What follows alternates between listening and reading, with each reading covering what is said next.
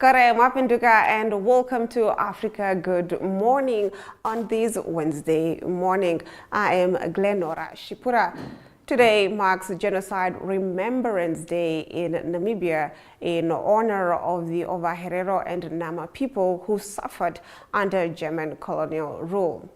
Getting into what you can expect in today's broadcast, we'll be bringing you the latest news on the African continent and beyond. We'll bring you economic news and also an update on the state of affairs in Botswana. We'll be right back on the other side of this.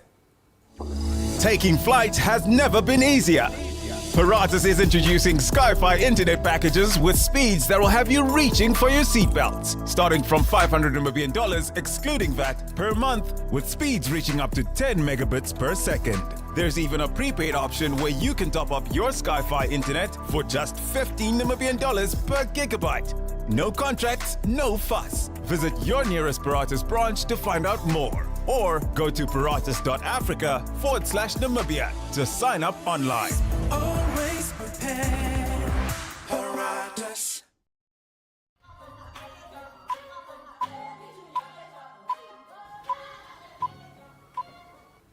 Getting into our top stories, Kenyan MP found badly beaten in coffee farm after alleged abduction. Kenyan MP George Kiomburi is in critical condition at the current hospital after allegedly being abducted by unknown men outside a church in Juja, Kiambu County. He was found early Monday morning at a coffee farm in nearby Riuru, visibly injured, disheveled and in pain. A motorcycle rider reportedly discovered him and alerted his family. Kiomburi, a fierce critic of the government and ally of former Deputy President Rigathi Gachagua, had previously been arrested over academic forgery and faces further investigations for land fraud charges he denies. Gachagua, who was impeached last year, accused the government of politically targeting dissenting lawmakers. The abduction has triggered opposition outrage, with Kwalonso Musyoka warning that citizens are unprotected as political intimidation escalates. Kenya has witnessed over 80 abductions since protests against tax hikes erupted last year. Despite government denials, human rights bodies suspect state security involvement. Another MP, Charles Ongondo, was shot dead recently in what police called a targeted assassination. In our next story, we are in Uganda. Uganda army cuts military ties with Germany over alleged subversion. Uganda's army has suspended all military cooperation with Germany, accusing its ambassador, Matthias Schauer, of engaging in subversive activities and being wholly unqualified to serve in the country, a claim Germany has dismissed as absurd. The unprecedented move follows Schauer's reported concerns over controversial social media posts by Army Chief General Muhoozi Kainerugaba, President Museveni's son, including threats to behead opposition leader Bobi Wine and boast about torturing his bodyguard. General Kainerugaba responded by personally attacking the ambassador online. The suspension, based on alleged but unproven intelligence, reflects strained diplomatic relations as Uganda faces criticism for human rights abuses and political repression ahead of elections next year. Museveni, in power for nearly 4 decades, is often accused of running a family-led regime. The German embassy noted strong trade ties with $335 million in bilateral exchange this year. Uganda, a key peacekeeping player in Africa, did not specify what military programs with Germany were being affected or were affected. Now, Ghana shuts U.S. embassy temporarily amid visa fraud scandal. Ghana has temporarily closed its embassy in Washington, D.C. following revelations of a major visa fraud scandal. Foreign Affairs Minister Samuel Okudzeto Ablakawa announced the decision after an internal audit uncovered a 5-year-long scheme involving a locally recruited staff member who, along with unnamed collaborators, allegedly redirected visa and passport applicants to an unauthorized private firm via a fake link on the embassy's website. Applicants were charged unapproved fees between $30 and $60, with proceeds allegedly pocketed by the perpetrators. All locally hired staff have been suspended and foreign ministry officials recalled. Ablakawa stated that the fraudulent conduct has been reported to the Attorney General for possible prosecution and the recovery of funds. The embassy closure will last only a few days while a restructuring and systems overhaul is carried out. Ablakawa emphasized the government's zero-tolerance stance on corruption and abuse of office, vowing continued efforts to root out misconduct within Ghana's diplomatic missions. In our next story, we're swinging over to Senegal. Senegal indicts ex-minister in $4.6 million corruption case. Senegal's anti-corruption court has indicted Amadou Mansour Faye, former community development minister and brother-in-law of ex-president Macky Sall, for embezzling over $4.6 million in public funds. He was denied bail and remains in custody. According to his lawyer, Faye is the 5th official from Sall's administration to face charges by the High Court of Justice, which tries former government officials. The case is part of President Bassirou Diomaye Faye's anti-corruption campaign. Last week, 2 former ministers, Mustapha Diop and Aissatau Sophie Gladima, were also charged with misusing funds meant for COVID-19 relief and mining support, respectively. A recent parliamentary inquiry exposed widespread financial misconduct under the previous government. While critics suggest the actions may be politically driven, the current administration insists it is enforcing accountability and protecting public funds. President Faye has emphasized that no one is above the law in the pursuit of national integrity.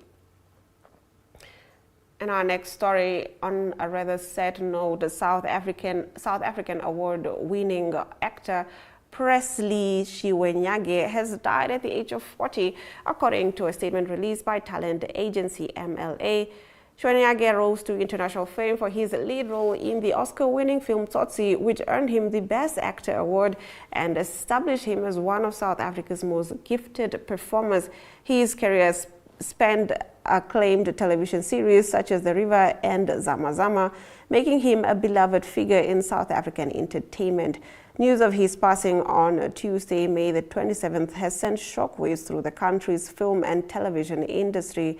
MLA CEO Nina Morris-Lee described him as more than a client, a friend, a mentor, and a beacon of creativity and perseverance. She praised his work as a writer and director and highlighted his dedication to nurturing young talent as a lasting legacy. Tributes continue to pour in for the celebrated star. That concludes our top stories. We now swing over to the weather predictions before we return with Rory with news from Botswana.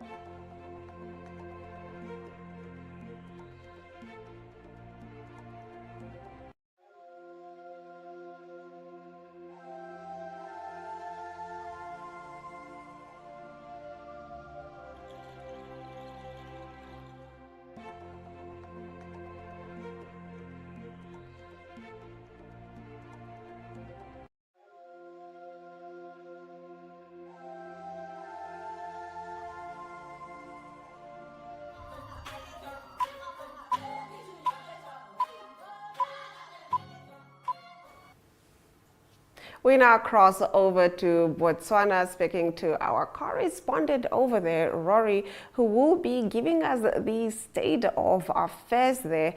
Good morning, Rory. Now, getting into your first story. 4 years after the Sex Offenders Registry Act was passed in 2021, the law has yet to be implemented. Can we get into this? Between 2,000 kilometers, 100 days, 8 towns, and 1 course. That is the first ever high endurance expedition that is being taken by a social entrepreneur by the name of Tsofatso Tlholo, who is set to embark on a 100-day, 2,000-kilometer sponsored walk under the banner Creatives Are Diamonds in the Dirt. Now, she wants to raise awareness on the plight, on the struggles, on the challenges of the creative sector in Botswana. This initiative is going to kick off on the 1st of June in a small town, in a small village called Tamara, where it will also end. However, it will go through Gaborone, Mahalape, Francistown, Maung, Khanzi, Jwaneng, Kanye, and Moshopa. And according to the organizers, the sponsored walk is not only just a physical challenge, but it is also a national campaign to raise funds for awareness, public awareness of Botswana's creative sector, particularly for out-of-school and unemployed youth with artistic potential.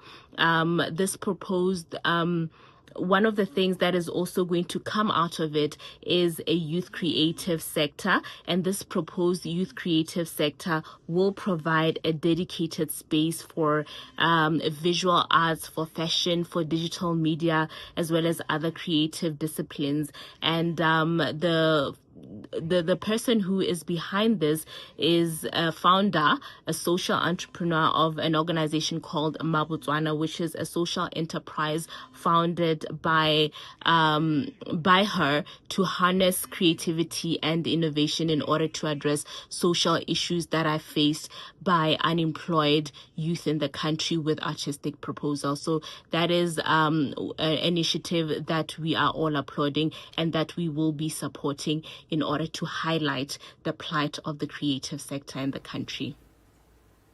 All right, can you get into your second story, Rory? Yeah, so the government of Botswana has launched a crackdown on Chinese-owned retail shops. The concern is that they operate on a strictly cash-only policy or basis, and therefore this means that their transactions are untraceable. And when transactions are untraceable, that means they are possibly evading tax, and that means there is a potential revenue loss for government. Now, government officials in the Ministry of Trade and Entrepreneurship have admitted that this has long been a concern for many years, that Chinese-owned shops operate, or rather they evade, e-transactions, and they avoid electronic payments, thereby making their financial dealings difficult to audit. And for the government, this is a cause for concern, and it also indicates tax evasion, because the cash-only model has been a long-standing concern for both consumers as well as local businesses, with no visible enforcement action having been taken by authorities thus far. And, some consumers are questioning why such retailers have been, not only consumers, but other businesses as well, are questioning why some of these retailers have been allowed to operate in an environment or in a manner that potentially undermines the tax system of the country as well as consumer protection standards.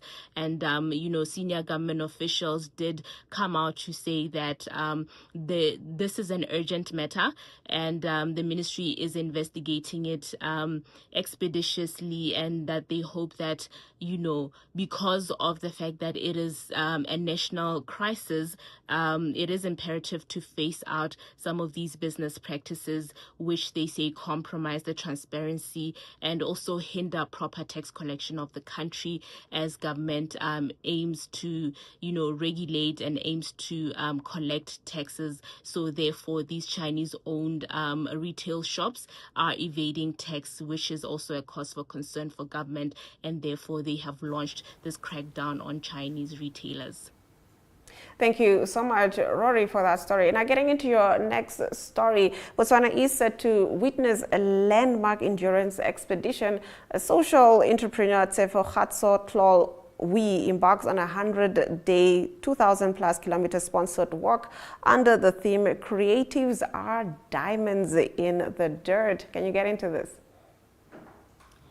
Well, nature lovers and outdoor buddies are in for a treat this weekend as the Makgadikgadi Salt Pen Challenge is expected to take place in the Makgadikgadi Pens at the Nata Bird Sanctuary. The event is expected to attract very large crowds and bring in economic activity and excitement to the area. We understand that the event is divided into two categories, which is the horse race challenge as well as a music festival. The Assistant Minister of Health, who's also the area member of Parliament, Lawrence Okeditse, has already sponsored 10 horses to support the competition. And there's also going to be a lot of betting on these horses. The country manager for Botswana Sunbet says that the company will be offering betting services at the event, which will allow attendees to participate, to bet on these horses, and therefore enhance the excitement and public participation around the races.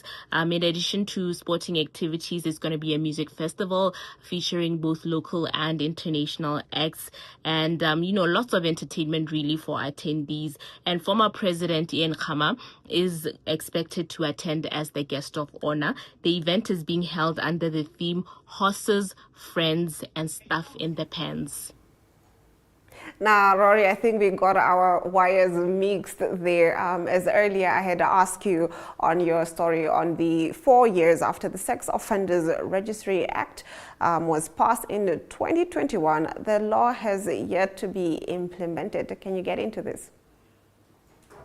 Lawmakers or legislators in Botswana are currently pushing for the implementation of the Sex Offenders Registry Act, which was passed in 2021, but 4 years later, it still has not been enacted or implemented. And government officials are saying that the delay is due to cabinet approval of board members that are tasked with overseeing the registry. That is to say that cabinet has not yet put in place or has not yet approved this board that has to be tasked with overseeing this registry.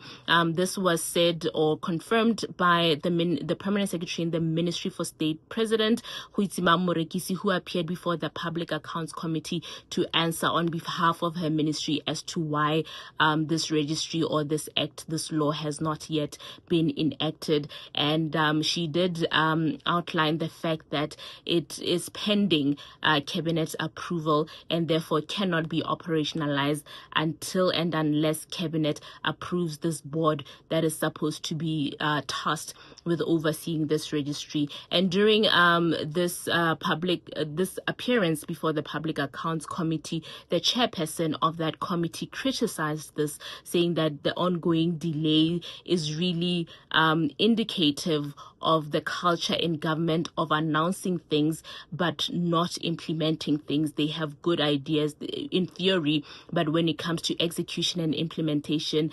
they really score zero in that regard. So they are really pushing for the implementation of the Sexual Offenders Registry, especially in a country that is grappling with high levels of sexual offenses. Now, according to statistics, the 2023 Global Population Review, Botswana ranks very high, actually ranks #1 globally in terms of rape cases per capita. And these are very alarming statistics, and they underscore the need for urgent action as well as protection measures to be put in place.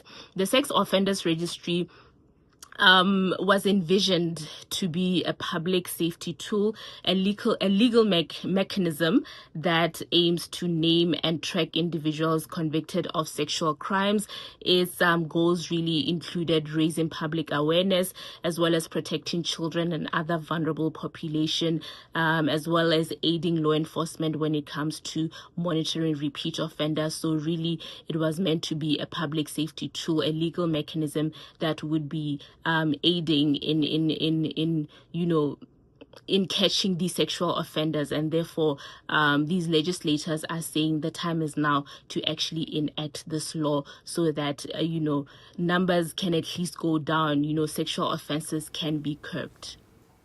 Thank you so much, Rory, for bringing us those stories from Botswana. We will now take a look at the economic indicators before we get into economic news.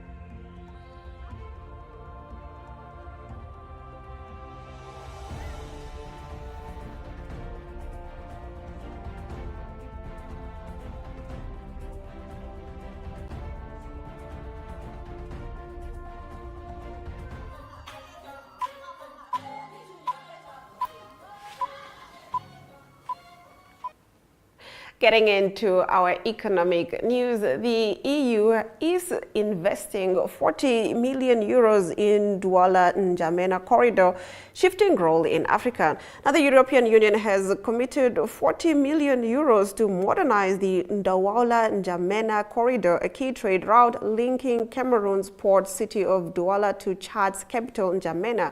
The investment, part of the EU's Global Gateway Initiative and backed by the EU IFC guarantee mechanisms, aims to enhance sustainable infrastructure and deepen economic ties in Central Africa. Kuan Duan's Director General for International Partnerships at the European Commission emphasized the corridor's potential to drive regional integration, generate jobs, and promote stability. He noted that the EU is transitioning from being merely a donor to a strategic investor in Africa. This investment reflects a broader EU strategy to position Africa as a vital economic partner, moving beyond traditional aid to support long-term growth and connectivity. The corridor upgrade is expected to boost trade efficiency and strengthen Africa-EU economic cooperation under the Global Gateway framework. And with that, we've come to the end of the broadcast. Thank you for tuning in to Africa Good Morning on this beautiful Wednesday morning. From me, Glenn Rashipura, until next time.